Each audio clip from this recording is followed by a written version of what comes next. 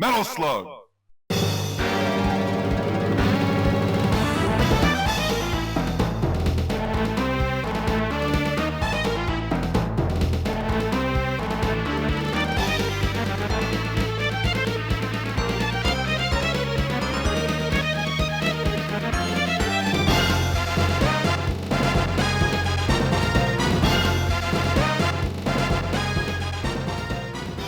Hello, welcome to the start of a new series I am making. This is my attempt to play through all the games in my Steam library. Now, that doesn't sound like anything crazy until you realize how large my library is. At the moment of recording this video, I am sitting at 1,444 games. Now, this is going to be a huge undertaking, but I really wanted to prove to myself that I would play the games in my library.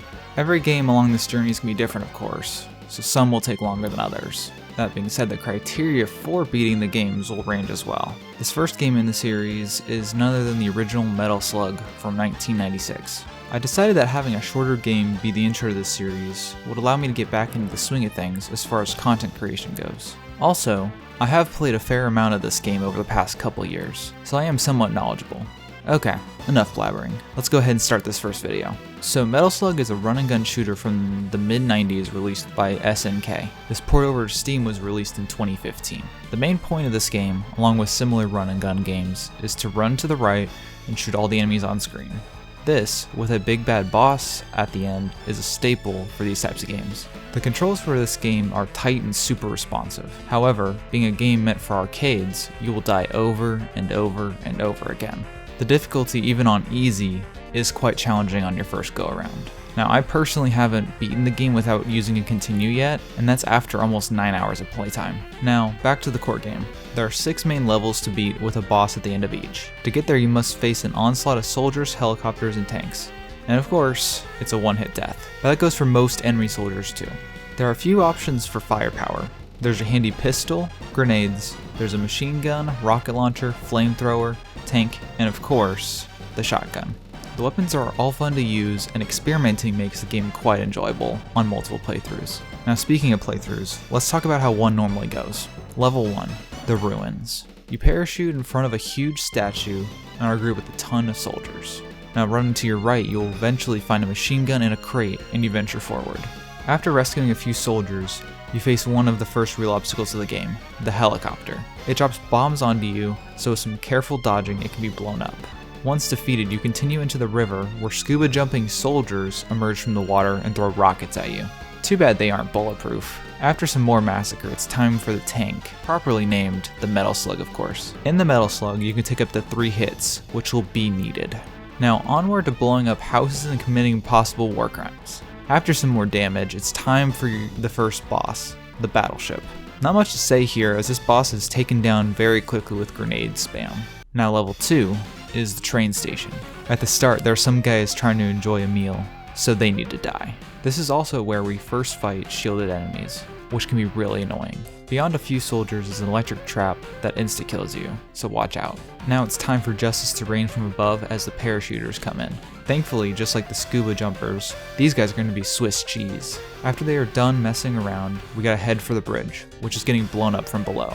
To get revenge, we need to blow up their fishing boats with some rockets. After another 1v1 with a tank, it's time for a mini-boss. Thankfully, the blue orbs it shoots are super slow, so it goes down without a problem. Another Metal Slug awaits us as the bombers come down from the sky. They don't stand a chance though, as their wings are clipped. Now, boss 2 time, the bomber. This guy's a little tougher, as it shoots lots of projectiles and has some smaller phases of different fire. But after a little while, the plane explodes, and a guy jumps out, turning himself into Dusty Crop Hopper. With level 2 done, now it's on to the next one, the mountain. This snow level is actually really tough. It has lots of tight jumps and limited resources. This is where it starts to get amped up.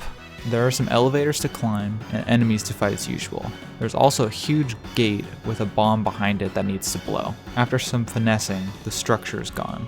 After a little more climbing, we almost get rolled over by a snowball. Now on to the mini-boss, who's super hard. Not only is he fast and has great range with his weapons, but he taunts you. Come on, boy! Talk about degrading.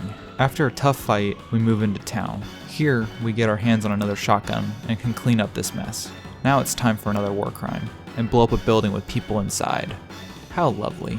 Running over the rubble, we find another metal slug, and we use it to take out some tanks before getting deeper into the woods.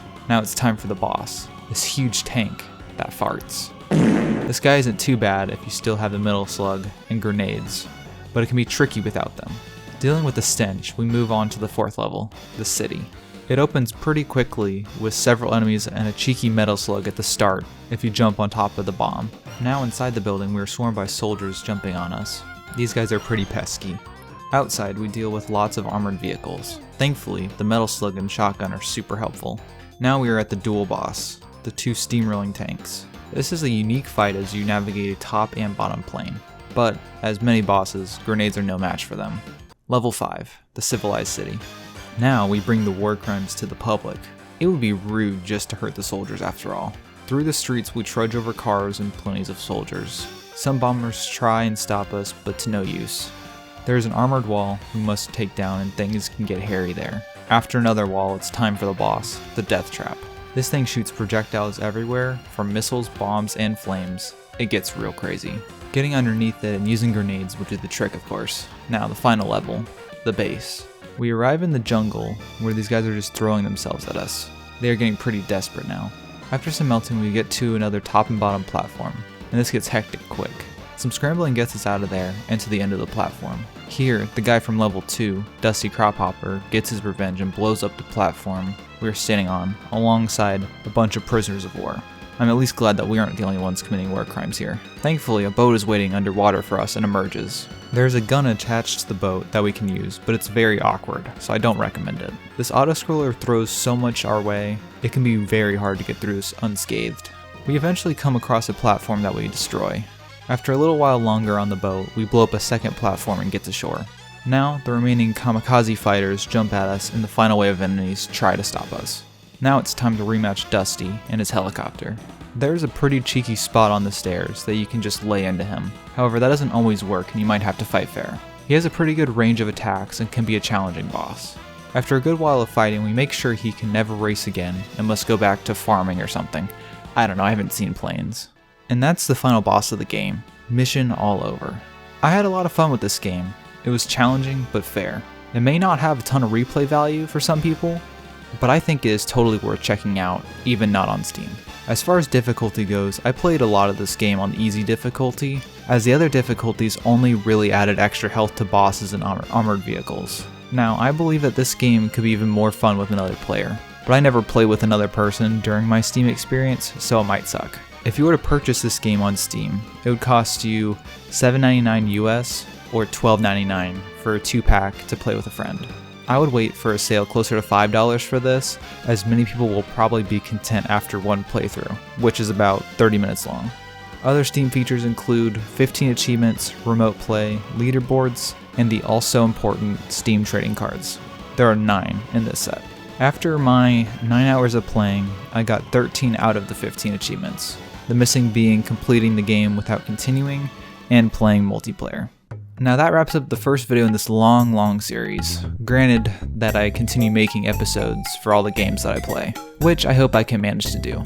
In the future I would love to stream the games as I play them over on Twitch. I hope you guys found this entertaining, and if you'd like to see more, please consider subscribing so you don't miss out on future videos. Speaking of which, for the next game I'm deciding between Void Bastards and Crazy Taxi. Both of these games I'm familiar with, and I think it'd be easy enough for me to make a video out of them. Once I get the series going a little more, I will tackle games I've never played before. I would also be interested in randomizing the selections as well. Do let me know what you guys think in the comments below, and thanks for watching.